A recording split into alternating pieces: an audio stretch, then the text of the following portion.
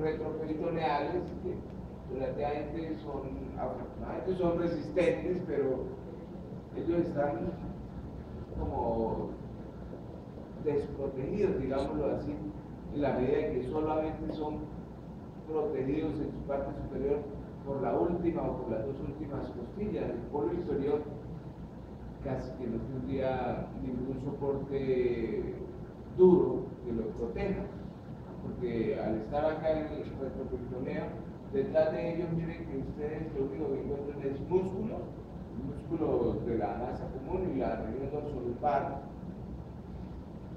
y grasa. El polo superior alcanzaría a estar protegido por las dos últimas o por la última costilla.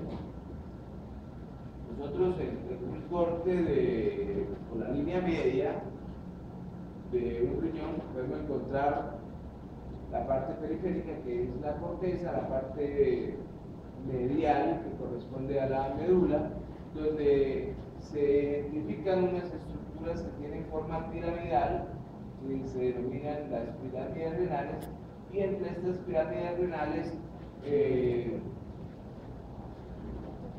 hay unas zonas más pálidas que son las determinadas columnas renales, y que allí vamos a encontrar elementos del intersticio, pero también túbulos, y también hay allí vasos sanguíneos, pero la presencia grande de nefronas y de túbulos está al interior de esto que son las pirámides renales.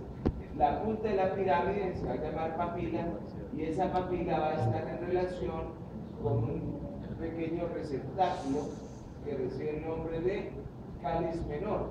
Estos cálices menores se fusionan, 2 o 3 de ellos, o 4, y forman un cáliz mayor, y estos 3 o 4 cálices mayores a su vez van a formar la pelvis renal, y esta pelvis renal se va a continuar como el ureter, con un ureter a cada lado.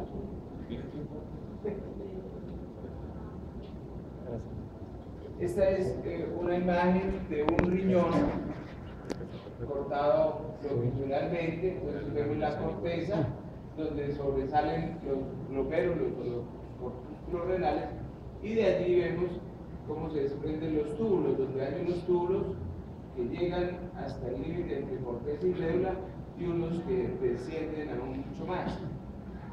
O sea, tendríamos unas nefronas cortas y unas nefronas largas. En la punta de cada pirámide vamos a encontrar unos túbulos ya de mayor tamaño, que son los túbulos colectores, y en la punta de las papilas los orificios, el número de 12 a 30, que corresponde al drenaje final de estos túbulos. Aquí lo que vemos es un cáliz menor o mayor, ahí no se ve bien. Estos pequeñitos son menores, y suponemos que este grande resultaría de la fusión de estos dos. O sea, este sería un cáliz mayor y este es un cáliz menor, y se va a continuar con esto que es el ureter.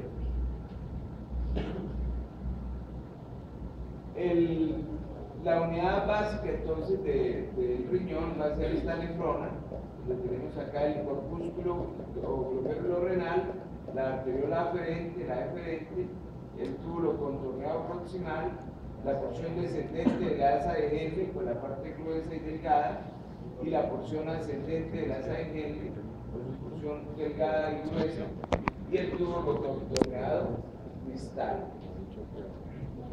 Esto básicamente es lo mismo, donde vemos el corpúsculo renal o glomérulo, el sistema del túbulo contorneado proximal, el túbulo distal y el túbulo colector. Pero una cosa que debe tener en cuenta es que siempre paralelo al sistema de túbulos hay un sistema de vasos sanguíneos.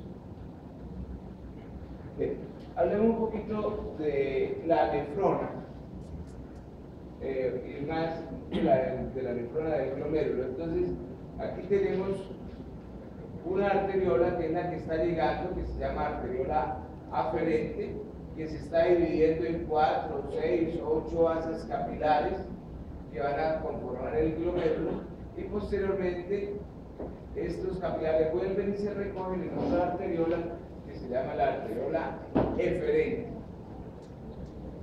La sangre viene por la arteriola aferente con el impulso que trae, con la presión que trae a través de estos capilares, se va a filtrar esa sangre y el filtrado va a caer a este espacio que se llama el espacio urinoso o el espacio de Bowman, y después se va a seguir con un sistema de túbulos donde aquí observamos el túbulo proximal que tiene epitelio cúbico y que tiene además microvellosidades. Esto hace que en algunos textos ustedes puedan encontrar que en los glomérulos hay dos polos: un polo vascular, que es por donde ingresan los vasos sanguíneos, y un polo urinario, que es por donde sale el tubo contorneado proximal. ¿Es correcto decir que el epitelio cúbico es de absorción y el epitelio plano de filtración? Sí, porque aquí vamos a mirar, aquí lo que hay es células planas, ¿sabes? Una célula endotelial por dentro y una célula epitelial visceral por fuera, pero que son planas. Aquí tenemos epitelio cúbico con microvellosidades que son básicamente un mecanismo de absorción o para mejorar el rendimiento de la absorción. ¿Cómo? Como verde. Este es lo que ya hemos repetido. Por lo celular más viejito también. Lo mismo la nefrona con el sistema de vasos sanguíneos que va parejo, digamos. Una cosa importante, y que ustedes lo debieron ver ahí en su fisiología como el mecanismo de contracorriente que se lleva a cabo fundamentalmente en el asa delgada, en la porción delgada del asa de Henle. Y es que ustedes ven acá que el túbulo, la porción delgada del asa de Henle, va acompañada, la descendente de una arteria o de arteriola y la ascendente de una vena.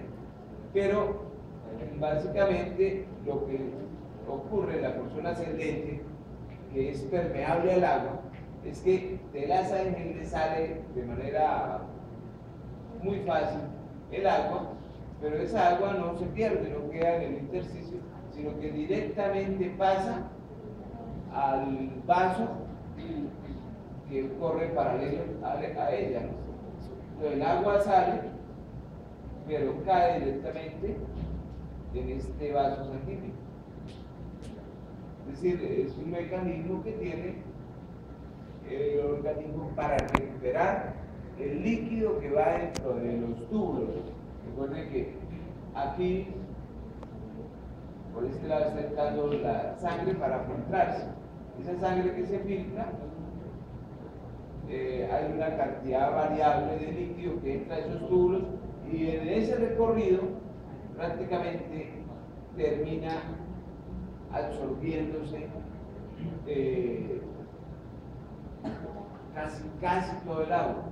Ya más o menos las proporciones serían las siguientes: a través de los dos riñones entraría en cada minuto un litro de agua, de sangre, es decir, 1000 centímetros cúbicos. Eso quiere decir 1440 litros de agua, de sangre, perdón, se filtran al día. De esos 1440 litros de sangre que se filtran al día, más o menos 180 litros de agua logran pasar aquí a este espacio urinoso, y de esos 180 litros de agua que llegan a este espacio urinoso, solamente se van a producir 1440 centímetros cúbicos de orina. Eso quiere decir como litro y medio casi.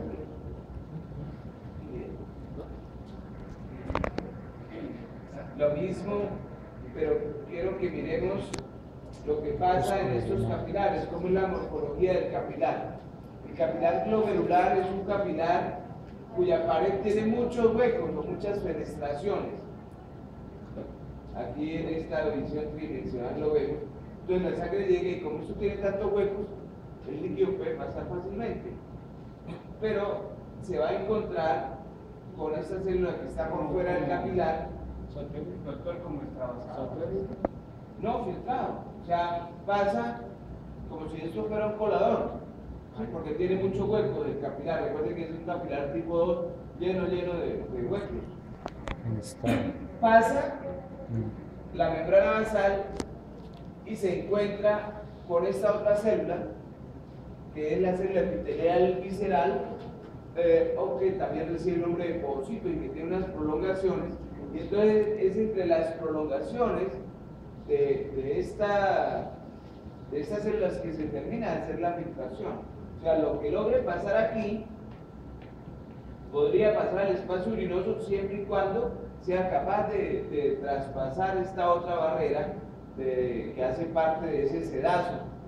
Entonces, se supone que la parte más importante en el proceso de filtración la van a realizar los podocitos, o sea, porque los capilares casi que dejarían pasar todo lo que fuera líquido y solutos, pero que aquí es donde se pone un poco restringido el paso, en esta capa de las células epiteliales viscerales o en los podocitos. Entonces, lo más de cerca, entonces este es el epitelio, el endotelio o la capa interna del vaso sanguíneo, que tiene fenestraciones. Una pregunta, pero digamos, una infección o eso, cuando hay daños renales, el último, o sea, que se empieza por lo menos a filtrar, a pasar ya más sustancias, como proteínas, una cosa, y hay un daño renal, hay una penetración en el bolsillo. Sí, ahorita miramos. Entonces, este es el endotelio fenestrado o el capilar fenestrado con múltiples perforaciones. Esto en azul es la membrana basal y por fuera está el podocito que tiene prolongaciones. Entonces son como abrazaderas para coger al capilar, pero aparte de eso, cada prolongación de estas pues tiene otras prolongaciones que incluso las llaman pedicelo, pero esta nomenclatura termina a veces es como enredando. Entonces vamos a mirar lo que sucede dentro del capilar glomerular. Entonces, este es el capilar glomerular o el glomérulo mejor. Aquí está la arteriola aferente, se ha dividido y cada uno de estos espacios grandes en blanco que vemos acá son los capilares. Cada capilar por dentro, miren lo que va a tener: una célula endotelial, lo que está en azulito, el que le da el contorno es la membrana basal, y por fuera de esa membrana basal encontramos estas células que son las células epiteliales, viscerales o podocitos. Y sosteniendo a esos capilares hay unas células como estas, que se llaman las células de mesangio o células mesangiales. Pero en el proceso de filtración, prácticamente quien interviene es la célula endotelial, que sería esta, la membrana basal y el podocito a través de sus pedicelos o prolongaciones. Profe, ¿puedo volver a señalar las otras células? Vale, el mesangio, las células ¿Esas son las de mesangio? Sí, las de mesangio son las que están como en el intersticio y producen la matriz extracelular que se encarga de mantener unidas a estos capilares, porque son muchos capilares, pero en última, haga en cuenta que usted metió una manguera en una bolsa y un extremo el extremo distal lo deja afuera y el extremo proximal lo deja afuera. El resto es el enredo de la manguera. Pero para que esa manguera como que se quede quieta, usted le echa eso, pegamento o silicona. Entonces los pedazos de manguera van a quedar unidos. Entonces, esa matriz que producen las células de mesanio sería como ese silicona que trata de mantener unido a la manguera. La presión que viene dentro de este capilar empujaría el líquido hacia este espacio. Este es el espacio urinoso o el espacio de Bowman, que recuerden que aquí sí están las células epiteliales parietales, ¿cierto? Estas células también son células planas. Estas son células planas. Doctor, en la gráfica 21-22, ¿Cómo? en la gráfica anterior, ¿qué se ve? Es que quiero no. primero hacer el esquema para que entiendan qué células hay, para poder pasarnos a la histología, porque aquí nos toca hacer esto. Vamos a ver si la tenemos. Bueno, acá está. Se ve mejor. Esta es la arteriola aferente, esta es la aferente, esta es la arteriola deferente, y aquí se dividen los capilares. Lo que está en amarillo, son las células epiteliales viscerales, y estas que están en amarillo afuera son las células epiteliales parietales, y este es el espacio de Bowman. Lo que está en rojo es la membrana basal, y lo que está en azul son las células mesangiales. Estas que están en rojo acá son células endoteliales. Entonces la sangre entra por acá y para llegar a este espacio urinoso tiene que atravesar la célula endotelial, la membrana basal y la célula amarilla, que es el epitelio de la célula epitelial visceral. Ahora sí podemos Doctor, ahí en esa gráfica la arteriola aferente y deferente tiene una diferencia histológica o son iguales? No, la arteriola aferente va a tener aquí esto que está en verde, ¿sí? Que son las células justaglomerulares. Entonces, las que tengan mayor cantidad de estas células justaglomerulares es la arteriola aferente, y la que tenga menos, la deferente. Nos guiamos por esto, por la mayor cantidad de células justaglomerulares. Bien, entonces, ahora sí volvamos para mirar. En el riñón normalmente, entonces, mirando con hematoxilina y eosina, y lo que vamos a mirar en los computadores y en las placas, vemos esto: el glomérulo con las asas capilares que forman como lobulillos. Este es el glomérulo, estos son los capilares glomerulares. Hay un espacio que es el espacio urinoso o espacio de Bowman. Por fuera de este penacho glomerular o de los vasos sanguíneos vamos a encontrar las células epiteliales viscerales o podocitos. Aquí hay una, y estas células además se reflejan y terminan también revistiendo la superficie interna de la cápsula de Bowman. Entonces estas células que solo se ven los núcleos y que siempre las estudiamos como ejemplo de epitelio plano simple, eso corresponde a células parietales, epiteliales parietales. Acá no se alcanza a ver la continuidad directa, ni siquiera de dónde está la arteriola deferente, ni la deferente, ni el túbulo, pero en este corte transversal sí se ven muchísimos túbulos proximales. Entonces, miren la característica de todos estos túbulos proximales. Primero, son grandes, la luz es amplia, pero siempre al interior de los túbulos proximales vamos a encontrar como un mugrecito rosado. Eso es casi siempre lo que equivale a las microvelocidades que se han desprendido. Entonces, al desprenderse las microvellosidades,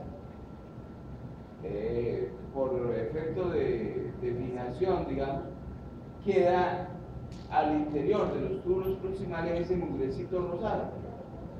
Pero otra cosa que ayuda a diferenciar los túbulos proximales es esto, que el límite celular no es claro. Nosotros aquí no vemos claramente el límite de estas células epiteliales. ¿Ven?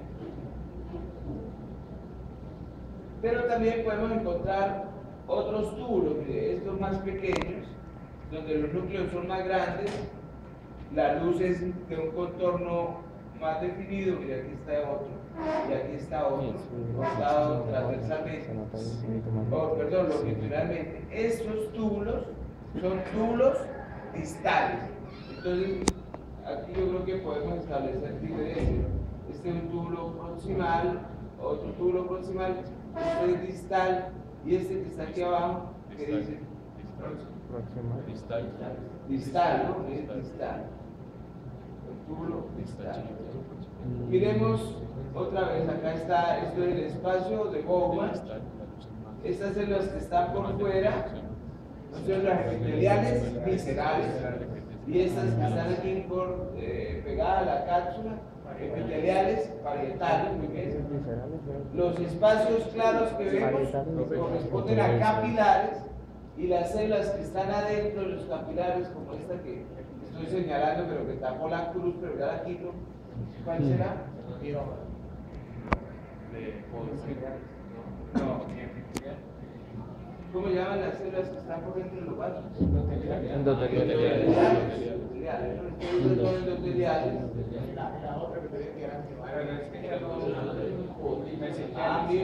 Mesangiales.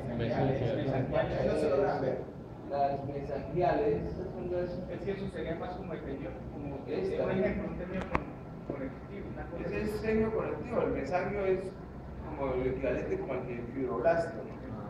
Entonces, este es una célula de mesangio. Esta que está acá. ¿Sí? Vamos a. Y aquí entonces, por ejemplo, ¿esto qué sería? Túbulo contorneado proximal. Aquí lo que más nos ayuda es la luz está ocupada por un material rosado, ¿cierto? Las células, sus límites no son precisos. Miren que aquí uno no puede saber dónde está el límite de una célula y la otra. Estos también son túbulos proximales. Miren la luz normal. Y ahora, miren esta otra que está acá. Este es distal, ¿no? Aquí ya lo tenemos que guiar, sobre todo es por el núcleo. Las células están más cercanas. Miren, aquí un núcleo está lejos del otro, los bordes no se ven bien. Este es un distal, todos estos son distales, y este que está aquí es un proximal. Todos son cúbicos. Aquí, proximal, distal. Ese que está a este ladito, no, al otro lado. Ese. Esto es una arteria. Una arteria. Esto es una arteria. No, los túbulos, para hablar nosotros de túbulos, tenemos que ver que el epitelio sea cúbico.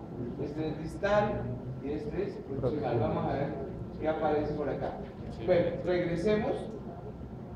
Pero no se alcanza a ver bien, pero este es un túbulo distal, este es otro distal. A ver en este que sí se ve muy claro. ¿Qué tipo de túbulo es este? Distal. ¿Y este? Proximal. Distal. Yo digo que es proximal. Este. En la forma Proximal. Y este. Distal. Los dos son distales. Los dos son distales. A ver, vamos a poner orden acá. Que hable Norte de Santander. Ocaña. Ocaña. ¿Este qué es? A mí me parece que es proximal. Proximal. ¿Por qué es proximal? Vamos a decir por qué para que todos quedemos. ¿Qué ven en la luz? Mugrecito rosado. Mugrecito rosado. Que no está bien. Eso. Y sus límites no son bien definidos. Ve los límites entre una y otra célula. No, no son bien definidos. Y mire, ahora comparen con este. Ese sí es distal. Ese es distal. Distal. Entonces mire la diferencia entre distal y proximal. Claro, Lo que pasa es que esta es una lámina excelente, o sea, pero mire, estos son Distales. distal, y el resto, son proximales. O sea, eso es lo que a veces a ustedes les da como susto, y uno, pues ya dijimos que este era proximal, entonces este no puede funcionar, no, también es proximal. Si estamos en la corteza del riñón, y uno dice, bueno, me guío para que es corteza porque hay glomérulos, realmente uno ve distales y proximales. Acá pues no hay glomérulos, pero sabe uno que esto es por el nubecito, que es el proximal, y que estos son distales, los límites son más precisos, la luz es más pequeña, la luz es limpia. Fíjense, si es que la luz de estos casi no hay mugre, ¿sí? En comparación con la del proximal, ¿no? Entonces, proximal, distal, casi que no nos quedaría duda. El epitelio del túbulo proximal, recuerden que tiene microvellosidades. Las microvellosidades lo que hacen es mejorar u optimizar la absorción, ¿cierto? Absorción. ¿Y quién se absorbe? ¿Qué absorbe el túbulo proximal? De todo. Entonces, mire, absorbe sodio, absorbe cloro, absorbe agua, absorbe glucosa, absorbe vitaminas, todo. Y estos túbulos, lo habíamos visto desde las primeras diapositivas, recuerden que esos túbulos siempre llevan paralelo o pegado un vaso sanguíneo. Porque, ¿para qué absorbe? Pues para mandar esto inicialmente a la membrana vasolateral o al intersticio y luego al vaso sanguíneo. Mire que esto que se está absorbiendo de la luz hacia la célula, una vez llega a la célula, lo pasa al vaso sanguíneo. Y de esa manera es que decimos que de esos 180 litros que se filtraron y pasaron al espacio urinoso, ahora solamente 1 centímetro cúbico va a salir en forma de orina, porque el resto todo lo va a devolver casi que en el túbulo proximal. El túbulo proximal es el que va a hacer la mayor cantidad de absorción. Por ejemplo, hay cosas que solo se absorben allí, como qué, por ejemplo, como la glucosa. Lo que no se absorbió de glucosa acá, ya no se absorbe en ningún otro lado. Recuerden que este túbulo proximal tiene, por ejemplo, para la glucosa, un transporte máximo, un TM. ¿Cuál es ese nivel crítico? 180. El 180, ¿cierto? Niveles más altos de 180 Pasan de la. colman la capacidad de transporte de esta célula y esa orina, ese líquido, esa glucosa se va a quedar en la luz. Pero recuerden que la glucosa es una partícula que es osmóticamente activa. Entonces ella, al quedarse en la luz, va a retener agua. Y mientras siga transitando, va a absorber más y más agua. Entonces una persona que tenga más de 180 miligramos de glucosa en sangre va a orinar mucho porque su luz tubular está llena de ese diurético osmótico, digámoslo así, o de esa sustancia osmóticamente activa que se va a comportar como un diurético. Entonces, y si alguien tiene más de 180 miligramos de azúcar en sangre y la está eliminando por orina, ¿esa qué enfermedad será? Diabetes. La diabetes, ¿no? ¿O qué otra Condición. cosa nos pudiera dar algo así que uno empezara a orinar azúcar? Diabetes. No.